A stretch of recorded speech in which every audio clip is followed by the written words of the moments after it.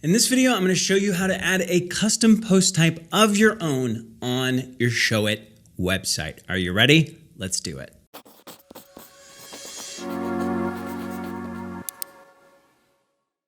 Okay, so here I am logged into my WordPress dashboard. If you're not quite sure how to get here, I would actually suggest going back and doing a few WordPress 101 tutorials from our Showit help docs, because this might be a little bit too advanced for where you are. So this is a fresh WordPress site, right? It's clean, it's fresh as a baby's bottom, okay? And having a 2-year-old son, I know that might not be too fresh, but we're going to add a plugin that's going to allow us to add a custom post type of our choosing. So let's go ahead and do that now. I'm going to go to plugins, add new, and the thing that I'm going to search for is called custom post type UI. I'm going to search for that. Whole bunch of stuff is going to pop up, but the one that we are looking for is going to be this guy right here. And you know it's a good plugin when it's got over 1 million active installations, okay? So you're looking for one called Custom Post Type UI by Web Dev Studios. Now the icon might change, it might look different if you're watching this from the future, which, hello, this is Chris from the past, but suffice it to say, if you've got the one that is from Web Dev Studios and it's got over 1 million active installations, that is likely the one that you're looking for. So I'm going to click install now, and then we're going to activate this puppy. This is like a normal WordPress thing. After it activates, you're going to see a new little link here on the left-hand side of your dashboard. And this is where all the magic happens. And there's a lot to choose from, but I'm just going to take you one by one, step by step through what we're going to do here. The first thing that we're going to do is we're going to click this add/edit post types. Okay. So then we've got some options. Let's focus here on the basic settings. We're going to add a post type slug, a plural label, and a singular label, right? This will all make more and more sense as we just go through it. So let's go back to the team members analogy, right? We've got an about page. We want to show team members, our employees, people that work for our company on that about page, but we don't want to add their images and their titles and their names statically. We want to do that from within WordPress. So we're going to create a team member custom post type. So I'm just going to add team members. Great. You'll kind of notice if you try to add a space, it's going to do an underscore for you. If you try to capitalize, it's going to lowercase that puppy for you, because that is the way that WordPress likes it. And the CPT UI plugin has made it somewhat dummy proof for you. They're going to keep you doing it the way that WordPress likes it to be done. So then we're going to add a plural label, which is exactly how it sounds. We just want that to be team members. And then our singular label is going to be team member.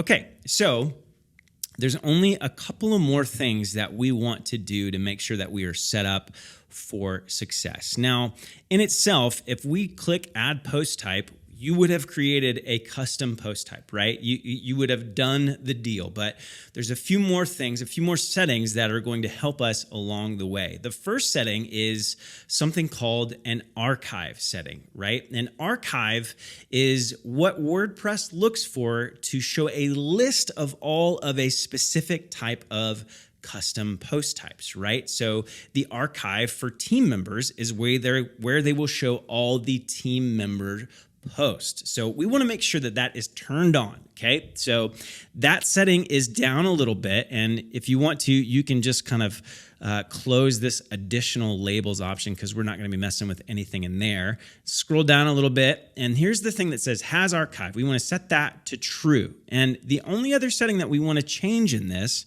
is the slug. Now the default slug is something like, team members -archive, which is not fun. And we actually want this to be our about page. So this is going to be our website.com/about. So we're going to just add about to it. Okay.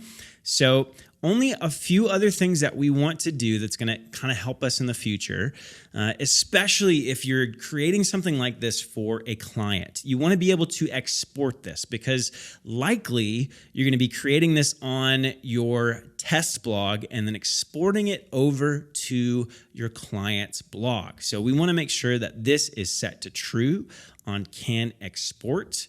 And then the only other thing is that we want our post type slug to be different. So this custom rewrite slug here is going to be a little bit different. If you don't change this, then those single pages for each team member is going to be whatever your URL is, .com/team_members/ whatever the post title is. So like the team member name. That's not a very fun URL to send people to. And we want to keep people having a good experience. So we're going to take this and make it team. That way, our URL is going to be www.whatever your website is .com/team/ whatever the team member name is, right? Only one more thing that we want to do is, and this is specific to what I'm hoping to show you with this specific example, is if you come down here and look at all the options that you can tick on and tick off, right? So what this is, if you go to your post, and let's look at this post. See all this stuff on the side here?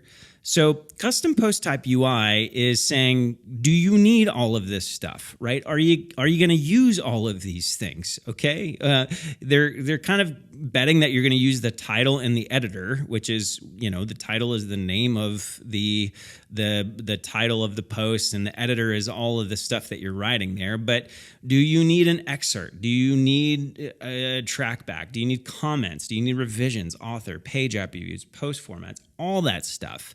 So they're kind of betting you probably don't need all of this stuff, but we actually do. We actually want the excerpt to show up in the team members page. And for fun, we're going to give this a fun little menu icon so it's not just the plain old boring pin thing that you see here on post. So you can kind of differentiate when you look at it. So let's go over here and then let's say, I don't know, what's something fun here?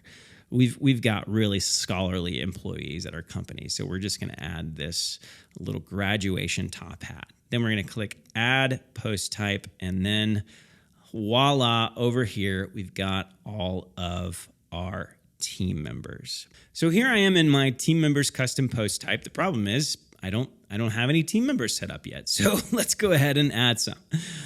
So I'm going to click Add New, and then this is just going to be like a normal blog post. The only difference is that these are our team members. So instead of like a blog post title, we're going to add the name of the employee. So let's go ahead and add Ryan, the CEO, and his name is Ryan Matheson.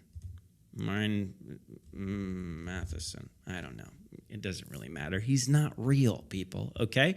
So that's his name. Then we're going to add his headshot as our featured image. Now over here in the excerpt, because we included that in our custom post type, we're going to say he is our CEO. Then we're going to write a little bit about Ryan. So Ryan is great, and he's our CEO. And if you want to make it look a little bit fuller, let's go ahead and add some lorem ipsum. We'll just go ahead and add 3 sentences. I'll copy that. All right, so there you have it. Ryan is all ready to go, and I'm going to add a few more team members to our team members custom post type. Okay, so you've got your custom post type all set up, all ready to go. The problem is that it's not going to be showing up on the actual website yet. In the next video, I'm going to show you how to connect your custom post type to your Showit website with some blog templates. I'll see you in the next video.